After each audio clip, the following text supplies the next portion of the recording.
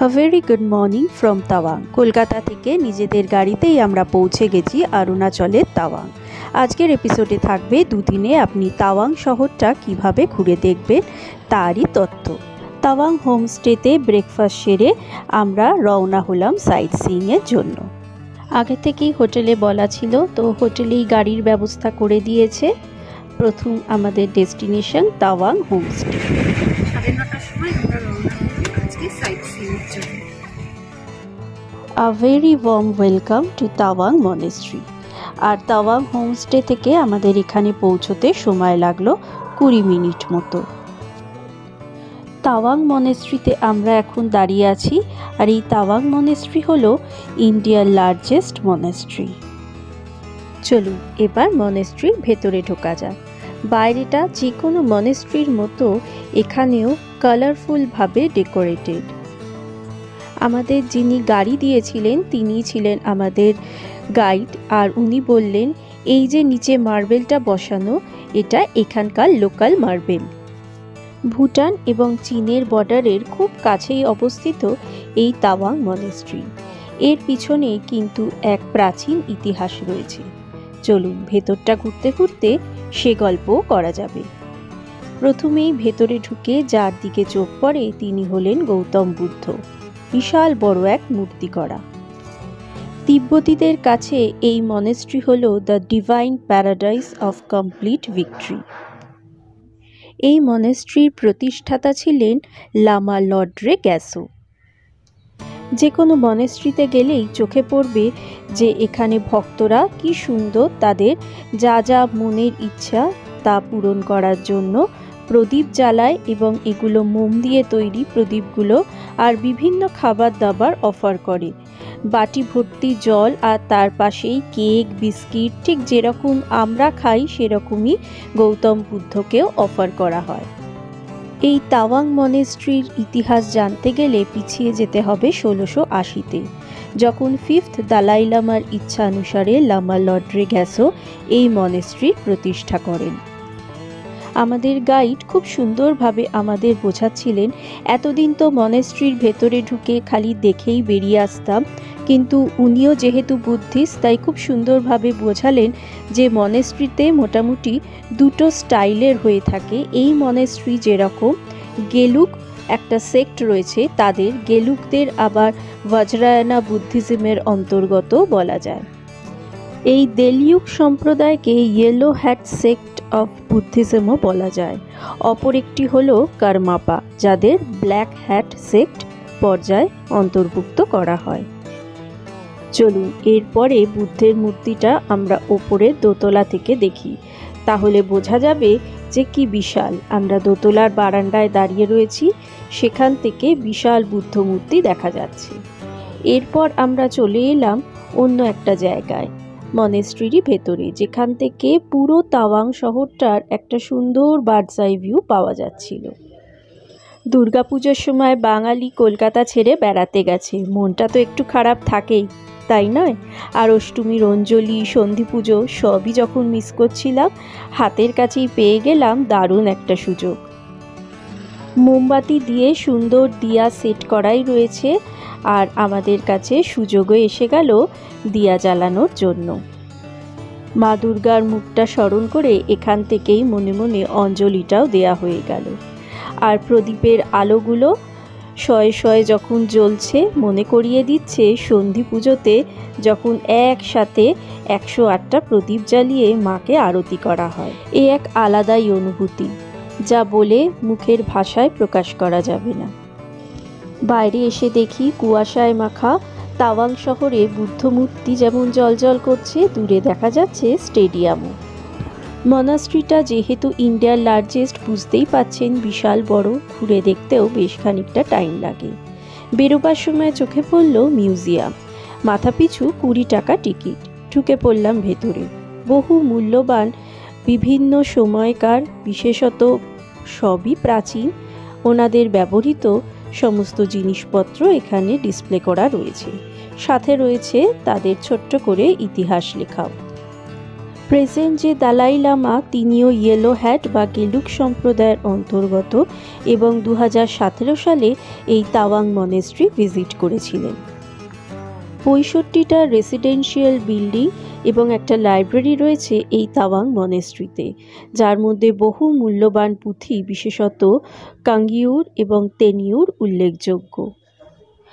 আমাদের তাওয়াং মনেস্ট্রি আজকের মতো দেখা কমপ্লিট। বিশাল বড়, খুব সুন্দর, রিচ হিস্ট্রি। আর ঘড়িতে বাজে 10:30 মতো। গাড়ি করে এই মেন গেটে পৌঁছতে লাগলো বেশ খানিকটা সময়। 925 ফিট লম্বা প্রাচীর দ্বারা পরিবেষ্টিত এই মনেস্ট্রি। কথিত রয়েছে 5th দালাই লামা মেরেক লামাকে একটি উলের বল দেন, যা দিয়ে এই মনেস্ট্রি কতটা লম্বা হবে তা ঠিক করা হয়েছিল।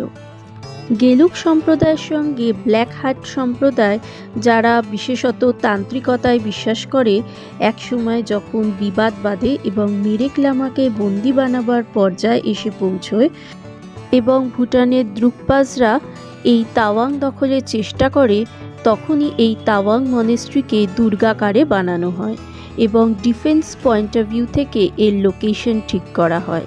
তাই পাহাড়ের ওপর বিশালভাবে তৈরি এই তাওয়াং মনেস্ট্রি। এখানে বুদ্ধিস্ট লামারা যে কতটা কঠোর আইন শৃঙ্খলের মধ্যে থাকে দেখেই বোঝা যাচ্ছে। ছুটির দিন, তাই পড়াশোনার পাশাপাশি মনেস্ট্রি যাতে পরিষ্কার পরিচ্ছন্ন থাকে তাই তারা সদা তৎপর। আজকে চলছে সাফাইয়ের কাজ। এতক্ষণে এসে পৌঁছলাম আমরা মেন গেটে। পার্কিং ফিস এখানে 50 টাকা। নিজেরা না গাড়ি নিয়ে ভালোই ডিসিশন নিয়েছি। কিছুক্ষণ বাদেই বোঝা গেল সরু সরু রাস্তা, অনেক জায়গাতেই আবার গাড়ি আগুপিছু করে তবেই এগোতে হচ্ছে। লোকালসরা জানে রাস্তাঘাট, তাই ওনাদের পক্ষে অনেক ইজিয়ার। আর অনেক রাস্তা তো আবার ওয়ান ওয়েও থাকে, তো এত ঝক্কি না নিয়ে গাড়িটা নিয়েই ভালো হয়েছে। এখন আমরা রয়েছি বুদ্ধ পার্কে। আর এই বুদ্ধের মূর্তি তাওয়াং শহরের বিভিন্ন জায়গা থেকে দেখা যায়। ঘড়িতে 11:10 আর আমরা পৌঁছে গেছি বুদ্ধ পার্কে। তাওয়াং মনেস্ট্রি থেকেও এই বুদ্ধ পার্কের বুদ্ধকে দেখা যাচ্ছিল ঠিক বিপরীত দিকের পাহাড়ের চূড়ায়। কিন্তু তাওয়াং শহরের সাইট সিইং করতে গিয়ে দেখলাম একটা স্পট থেকে আর একটা স্পটে যেতে খুব একটা যে বেশি সময় লাগে তা নয়। টিবেটিয়ান বুদ্ধিজম অনুযায়ী এই যে প্রেয়ার হুইলগুলো, এর ওপর টিবেটিয়ান স্ক্রিপ্টে মন্ত্র লেখা থাকে। বেশিরভাগ সময় ওম মানি পদ্মে হাম এই মন্ত্রটাই লেখা থাকে। প্রেয়ার হুইলের কনসেপ্টটা এসছে টার্নিং দ্য হুইল অফ ধর্ম থেকে। মন্ত্র উচ্চারণের সমতুল্যই গণ্য করা হয় স্পিনিং দ্য হুইলকে। প্রেয়ার হুইলকে মানি হুইলও বলে অনেকে। চারদিকটা আস্তে আস্তে কুয়াশায় ঢেকে যাচ্ছে। প্রেয়ার ফ্ল্যাগগুলো উঠছে আর ওই দূরে পাহাড়ের চূড়োয় দেখা যাচ্ছে তাওয়াং মনেস্ট্রি।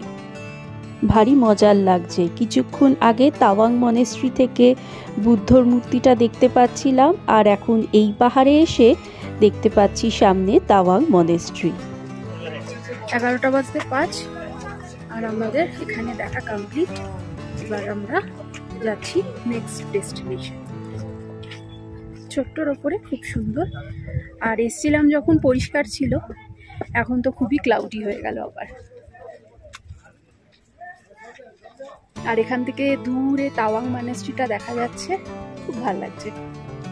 বুদ্ধের জীবনের নানা গুরুত্বপূর্ণ অধ্যায়, যেমন এখানে বুদ্ধ যখন অনশনে শীর্ণকায় অবস্থায় পরিণত হয়েছিলেন সেই সমস্ত স্ট্যাচু আকারে ডিসপ্লে করা রয়েছে। আর দূরে ফগে ঢেকে যাচ্ছে বুদ্ধের মূর্তি। এরপর আমাদের গাড়ি ছুটল ওয়ার মেমোরিয়ালের দিকে। আপনারা যদি লোকাল বা ভাড়ার গাড়ি না করে নিজেদের গাড়ি নিয়ে আসতে চান, তাহলে ডে ট্রিপটা অনেক আর্লি আরম্ভ করবেন, কারণ যেহেতু এগুলো ট্যুরিস্টের ভিড়ে ভর্তি থাকে, তাই গাড়ির পার্কিংয়ের অনেক সময় সমস্যা হয়ে যেতে পারে। এই ওয়ার মেমোরিয়াল যাদের জন্য বানানো, তারা হলেন 1962 ইন্দো চায়না ওয়ারে যারা নিজেদের প্রাণ দিয়েছিলেন দেশকে রক্ষা করার জন্য। যে 2420 জন অফিসার্স সোলজার প্রাণ দিয়েছিলেন, তাদের নাম এখানে লেখা রয়েছে। এখন আমরা যাচ্ছি যোগিন্দর সিংয়ের ওয়ার মেমোরিয়ালে।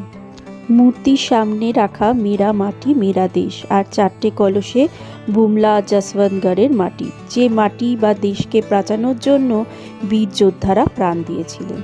তখনকার দিনের টেকনোলজি অত উন্নত ছিল না, কিভাবে সেই প্রতিকূল পরিস্থিতিতে ওনারা যুদ্ধ করেছেন, তাদের ব্যবহৃত অস্ত্র শস্ত্র, এমনকি তাদের যুদ্ধের সময় ব্যবহার করা বিভিন্ন জলের বোতল, এগুলো যেমন বন্দুকের বুলেট, সমস্ত কিছু ডিসপ্লে করা রয়েছে এখানে।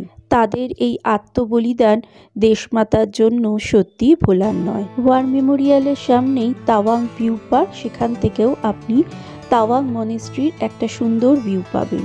প্রত্যেকটা স্পটই যেহেতু পাহাড়ের ওপরে, তাই একটা পাহাড়ে উঠলে অন্য স্পটটা, বিশেষ করে তাওয়াং মনেস্ট্রি আর বুদ্ধের মূর্তি ভিজিবল। ঘোরাঘুরি তো চলছেই, তার সাথে মুখ চালানোর জন্য চলে এলাম আর্মি ক্যান্টিনে। অরুণাচলে ঘুরতে গিয়ে দেখলাম খাবারের দোকানপাট যত না পাবেন, আপনি আর্মি ক্যান্টিন কিন্তু কিছু দূর অন্তরই পেয়ে যাবেন। আর যেহেতু এটা আর্মির বেস, তাই জন্য এখানে তার অন্যথা হয়নি। তবে শোকেসে অর্ধেক জিনিসই দেখি অলরেডি শেষ। প্রচুর ট্যুরিস্টের ভিড়। বাইরে সুন্দর একটা ক্যাফেটেরিয়াতে বসারও জায়গা আছে। নিয়েছি চকলেট পেস্ট্রি। আর্মি ক্যান্টিনের খাওয়া দাওয়ার প্রাইসও কিন্তু যথেষ্ট রিজনেবল। ক্যান্টিনের পাশাপাশি এখানে ওয়াশরুমও পেয়ে যাবেন, চাইলে ইউজ করতে পারেন। আর চারদিকটা তো দুর্দান্ত লাগছে দেখতে। পেছনে তাওয়াং মনেস্ট্রি আর সামনে লেখা আই লাভ ইন্ডিয়ান আর্মি। টুকটাক শপিং যদি করতে চান, রয়েছে তারও ব্যবস্থা। এই দোকানগুলোয় টুকটাক ঘর সাজানোর জিনিস, শীতের জামা কাপড় যেমন পাবেন, আর ইন্ডিয়ান আর্মি যে সমস্ত জামা কাপড় পরে সেগুলোও পেয়ে যাবেন। যদি কারোর কেনার ইচ্ছে থাকে অনায়াসে কিনে নিতে পারেন। নীলাঞ্জন আর হ্যাপি এখান থেকে টি শার্ট কিনলো দুটো, ইন্ডিয়ান আর্মি সাইন করা, বেশ সুন্দর দেখতে, আর 350 করে নিল। ওয়ার মেমোরিয়াল দেখা আমাদের মোটামুটি কমপ্লিট। এরপরে চলুন যাওয়া যাক নেক্সট ডেস্টিনেশনে। এরপর যাব আমরা আরও একটা মনেস্ট্রিতে। মনেস্ট্রিতে ঢুকেই দেখি একটা খাঁচার মধ্যে সবাই কেমন মিলেমিশে রয়েছে। এখানে যেমন পালক ফুলিয়ে দাঁড়িয়ে একটা টার্কি, অন্যদিকে বার্কিং ডিয়ারটা তো খেতেই ব্যস্ত। মুরগি রয়েছে, আর এই হাঁস বাবাজি তো প্রচণ্ড জোরে ডাকাডাকি আরম্ভ করে দিয়েছে। আর এদিকে দেখি ছোট্ট লামাগুলো বার্কিং ডিয়ারটাকে কচি পাতা খাওয়াতে ব্যস্ত। এই মনেস্ট্রিটাও দেখছিলাম বিশাল বড়, কিন্তু ট্যুরিস্টের সেরকম আনাগোনা নেই, খুবই ফাঁকা। আমরা ছাড়া হাতে গোনাই কয়েকজন লোক ছিল। অন্য স্পটগুলোর মতো এটাও এক পাহাড়ের উপরে। চলুন প্রথমে মনেস্ট্রির ভেতরটা আপনাদের দেখাই। এখন মনেস্ট্রির ভেতরে ঢুকলে কি পার্থক্য সেটা খানিকটা বুঝতে আরম্ভ করেছি। ঠিক যেমন দেখুন, এখানে কিন্তু বুদ্ধের মূর্তি নেই। এখানে যিনি রয়েছেন তিনি হলেন গুরু পদ্মসভা। তাওয়াং মনেস্ট্রিতে যেরকম গেলুক সেক্টের আধিপত্য, তাই সেখানে বুদ্ধের মূর্তি থাকে। আর ইংমা সেক্টের যারা অন্তর্গত, তাদের মনেস্ট্রির ভেতরে থাকে গুরু পদ্মসভার মূর্তি। টিবেট, সিকিম এই সমস্ত জায়গায় ইংমা সেক্টের আধিপত্য বেশি। সিকিমেও দেখবেন অনেক জায়গায় গুরু পদ্মসভার মূর্তি রয়েছে। তবে সে যাই হোক, মনেস্ট্রির শান্ত পরিবেশ আর ভাইব্রেন্ট কালার সবসময় একটা ভালো লাগার জায়গা। বাইরে আসতেই চোখে পড়ল কি সুন্দর ডিআইওয়াই। সত্যি বেস্ট আউট অফ ওয়েস্ট বলা যায়। প্লাস্টিকের সফট ড্রিঙ্কসের বটলগুলো কেটে প্রেয়ার হুইল বানানো, আর হাওয়ায় নিজেরাই কি সুন্দর ঘুরছে। ওম মানি পদ্মে হাম লেখা টিবেটিয়ান স্ক্রিপ্টে। চারদিক নিস্তব্ধ, ঠান্ডা হাওয়া, আর সামনে দাঁড়িয়ে বিশাল মনেস্ট্রি। অপোজিট দিকের পাহাড়ের ভ্যালিটাও দুর্দান্ত লাগছে এখান থেকে। ব্রেথ টেকিং ভিউ পাবেন এই মনেস্ট্রি থেকে। সবুজে ঢাকা পাহাড়গুলো, আর তার উপরে মেঘেদের খেলা। কি যে ভালো লাগছিল কি বলবো। জলে পড়েছে মনেস্ট্রির ছায়া। শীতে হালকা রোদ্দুরে কুকুরছানাটা শীত ঘুম দিয়েছে। এখানে দেখা আমাদের শেষ। এরপর আমরা চললাম নেক্সট ডেস্টিনেশনে। আমরা এখন পৌঁছেছি উর্গিলিং গুম্পাতে। 6th দালাই লামার বার্থ প্লেস হলো এই উর্গিলিং গুম্পা। চলুন তাহলে ঘুরে দেখা যাক। তাওয়াং শহর থেকে এই উর্গিলিং গুম্পার দূরত্ব 3 কিলোমিটার মতো। এই ছোট্ট গুম্পাটি তৈরি হয় 1487 সালে। পরে অবশ্য একে পুনর্নির্মাণ করা হয়। এখানে রয়েছে আন্ডারগ্রাউন্ড স্টোন ওয়াটার, পবিত্র জল। এই উর্গিলিং গুম্পায় রয়েছে 6th দালাই লামার পদচিহ্ন। 1683 খ্রিস্টাব্দে 6th দালাই লামা স্যাঙ্গ্যাং গ্যাটসো উর্গিলিং নামক ভিলেজে জন্মগ্রহণ করেন। এই ছোট্ট ঘরটাতে হ্যান্ড পেন্টেড সমস্ত দালাই লামার ছবি রয়েছে। তার লেখা কবিতা টিবেটে এখনও খুবই পপুলার। স্যাঙ্গ্যাং গ্যাটসো ইংমা সেক্টে বিশ্বাসী ছিলেন। 6th দালাই লামা তীরন্দাজিতে তুখর ছিলেন। স্যাঙ্গ্যাং গ্যাটসো যখন টিবেটের জন্য রওনা হন তখন তার ওয়াকিং স্টিক তিনি একটি জায়গায় পুঁতে যান, যেখানে একটি বিশাল ওক ট্রি জন্ম নেয়, এবং তিনি ভবিষ্যৎবাণী করে গেছিলেন যখন ট্রিয়ের 3টে ট্রাঙ্ক সেম একই হাইটে চলে আসবে তখন তিনি আবার এখানে ফেরত আসবেন। সেরকমটাই হয়েছিল, যদিও 1959-এ প্রচণ্ড ঝড়ে সেই শাখাটি ভেঙে যায়। উর্গিলিং গুম্পাই ছিল আজকের আমাদের লাস্ট ডেস্টিনেশন। তারপর মার্কেট এরিয়ায় একটা রেস্টুরেন্টে খেয়ে আমরা ফিরে গিয়েছিলাম হোটেলে। পরদিন তাড়াতাড়ি উঠে ব্রেকফাস্ট সেরে রেডি আমরা, দারুণ এক্সাইটেড, কারণ আজকে আমরা যাচ্ছি বুমলা। 8:30 বাজে আমরা রওনা হচ্ছি বুমলার জন্য। বুমলার পাস তো আছে, কিন্তু অত দূর যেতে দেবে কি কত দূর যেতে দেবে সেটা এখন গিয়েই আমাদের দেখতে হবে। তাছাড়া আমরা বাদবাকি যে সাইট সিনগুলো আছে সেগুলো তো করবই। তাওয়াং শহর থেকে বুমলা পাসের দূরত্ব প্রায় 33 কিলোমিটার। আর এই যে বুমলা পাস, তার চারধারে রয়েছে প্রায় 108টা লেক। তাই পথে যেতে যেতে আপনার ডান দিক বাঁ দিকে পড়তে থাকবে অপূর্ব সুন্দর এই লেকগুলো। আমাদের পাশ দিয়ে চলে যাচ্ছে পিটিএসও লেক। প্রথমে আমরা যাব বুমলা পাস, তারপর ঠিক আছে সঙ্গেতসার লেকের দিকে এগোবো। তবে মনে একটাই ভয়, কারণ গতকাল নাকি যারা বুমলা পাসে গিয়েছিল তাদের কেউই পারমিশন পায়নি শেষ অবধি যাওয়ার। পাহাড় যদি ভালোবাসেন অরুণাচল ট্রিপটা একদম মিস করবেন না। এই পাহাড়ের বিউটি আলাদা, কোথাও লাল, কোথাও সবুজ, কোথাও বা রুক্ষ, তার মাঝখানে নীল বিভিন্ন হ্রদ। আমাদের একটা চেক পয়েন্টে আটকে দিল আর্মি অফিসাররা, আর 5 কিলোমিটার মাত্র দূর বুমলা পাস। খুবই দুর্ভাগ্যজনক, খুব মন খারাপ।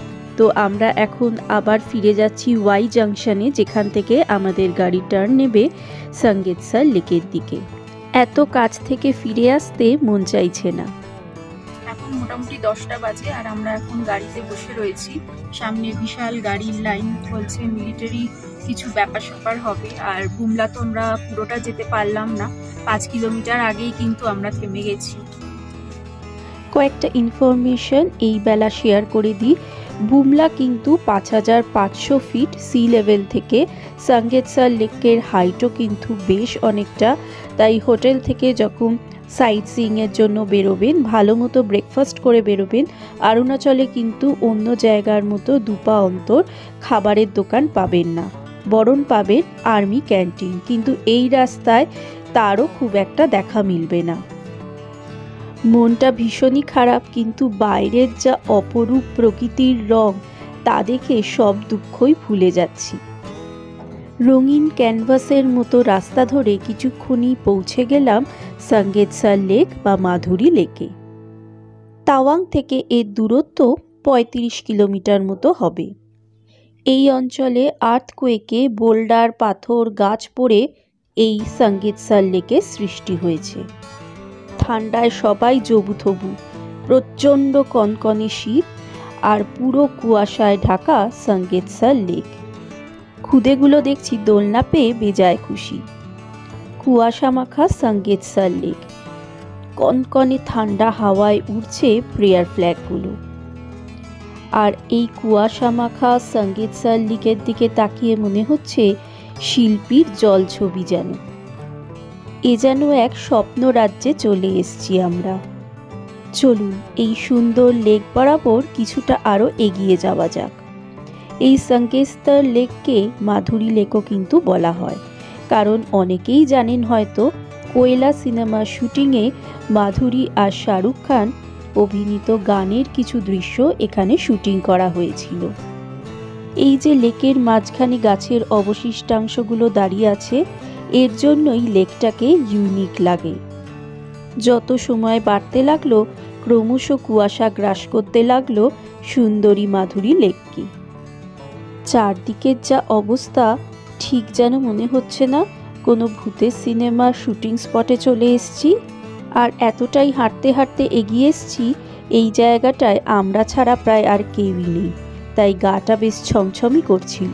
মাধুরী পয়েন্টের পর চোখে পড়ল রণদীপ হুডা পয়েন্ট। আমরা এখন রণদীপ হুডা পয়েন্টে এসে পৌঁছেছি, যেখানে কখনো হয়তো রণদীপ হুডা বসেছিল। নিচ দিয়ে বয়ে যাচ্ছে বরফ ঠান্ডা জল, আর ওপর দিয়ে ছোট্ট সরু ব্রিজ। আর মাধুরী লেক এখন পুরো কুয়াশায় ঢাকা।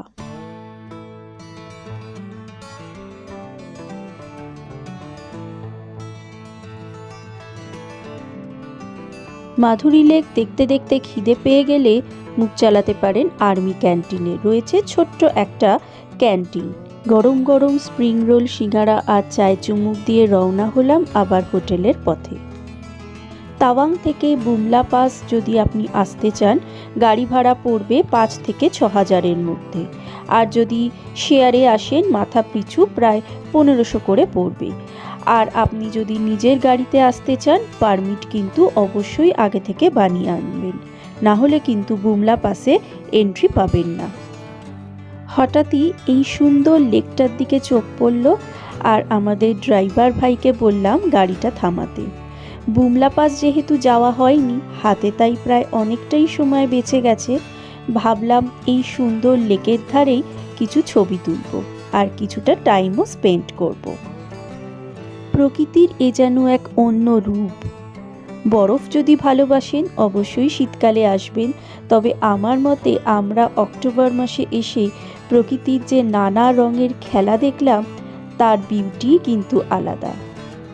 কাচের মতো পরিষ্কার স্বচ্ছ জলে আকাশ আর লাল পাহাড়ের ছায়াটা সব দুঃখকেই যেন ভুলিয়ে দিল।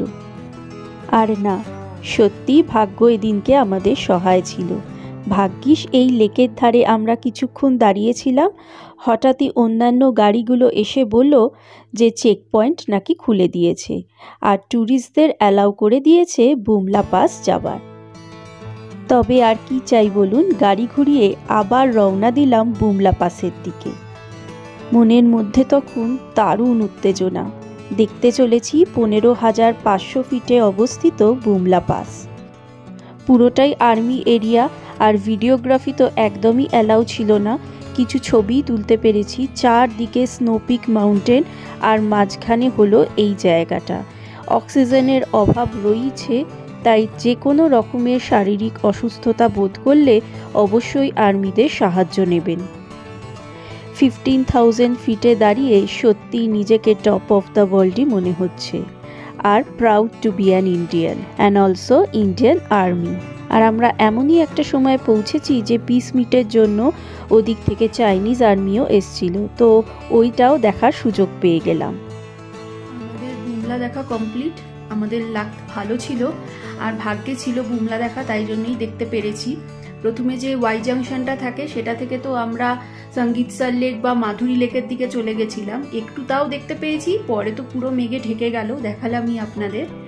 আর তারপরেও ফিরে আমরা হোটেলের দিকেই চলে আসছিলাম, তো আবার আমাদের ড্রাইভার এতই ভালো ছিল যে আবার ওই দিকে নিয়ে গেল। গিয়ে আমরা অ্যাট লাস্ট খোলাও পেলাম। তখন চাইনিজ আর্মিরাও আমাদের এইদিকে এসছিল। ওদের বছরে 9 বার করে মিট থাকে। 4 বার ইন্ডিয়ানরা যায় চায়নার দিকে, আর চায়না থেকে 5 বার আসে ওরা। পিস মিট টাইপেরই হয়, কথাবার্তা আলোচনা হয়, যে সমস্ত কোনো কিছু ঝামেলা চললে সেগুলো আলোচনার মাধ্যমে সেগুলো মিটিয়ে দেওয়ার চেষ্টা করা হয়। একে তো প্রচণ্ড ঠান্ডা, তার উপর অ্যাবভ 15,000 ফিট। অবশ্যই সাথে কর্পূর রাখবেন, বা নিঃশ্বাসের প্রবলেম থাকলে যদি পোর্টেবল অক্সিজেন সিলিন্ডার থাকে ক্যারি করবেন, অথবা আর্মিদের কাছে ইমিডিয়েট গিয়ে বলবেন, ওদের কাছে কিন্তু ফার্স্ট এড থাকে।